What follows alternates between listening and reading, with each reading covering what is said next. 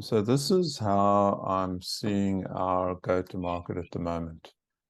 And it essentially links to the SDGs. So it's relevant to that discussion that we were having with the priority of the SDGs.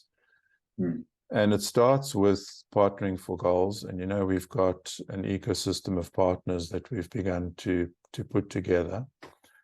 And the focus of what you need to do in partnering in order to build sustainable community cooperatives is establish franchise-like business operations that you platform and then run as digital cooperatives. So, and we use the Hluka Impact Community Platform to start the collective collaboration that is necessary to get these franchise-like business operations off the ground. And if you use the example of, there are examples in clean energy, but it's very early. But if you use the example of clean water, okay, what you've got there is you've got the purification plant as an asset owned by the community. So that's in a cooperative model. All the jobs that you create around distributing the water are jobs in the community in a cooperative model. As you put in distribution points, there might be storage tanks. Those are assets owned by the community.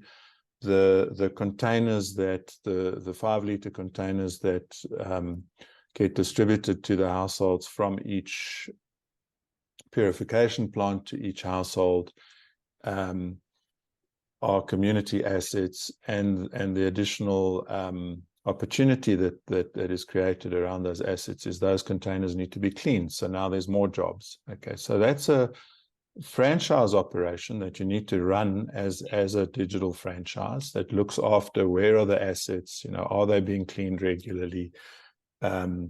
Is the plant being serviced and maintained? There's a franchise operation from that perspective, but it's a digital franchise. The community operation of the service, the gig services that are provided on top of that, is in a digital cooperative. So that's using the clean water example. Okay, there's from an industry innovation and infrastructure point of view, we're doing this digital access and digital pioneers thing. So we're putting into community hubs, whether it's with churches or schools or community centers, we're putting in digital access through our partnership with Pointing, where the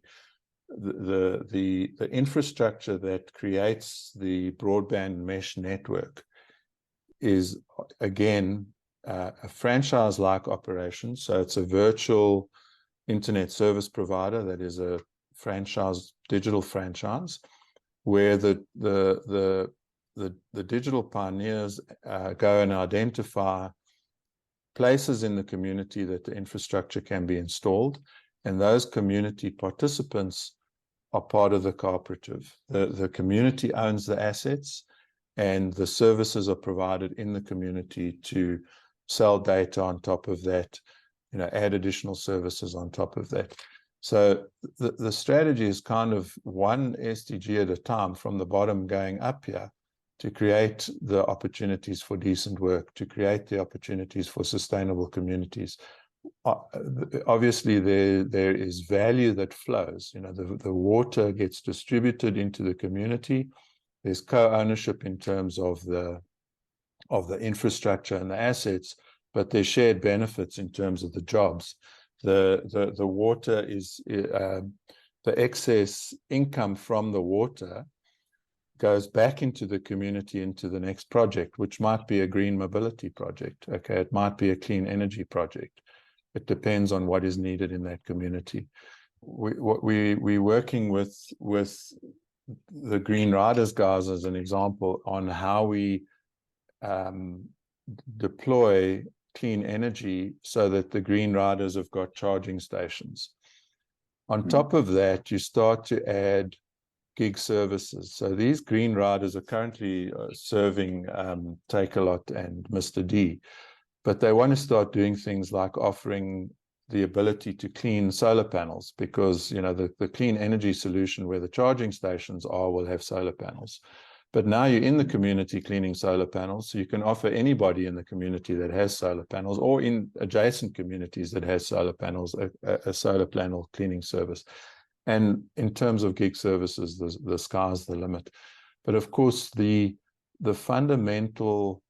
one of the fundamental things is that you provide the digital content and the training to support these things. So quality education, all of the knowledge nuggets around how to look after the digital access infrastructure, or how to look after the clean energy infrastructure, or how to clean the solar panels, or how to service your bike, is digital content that gets provided into the community.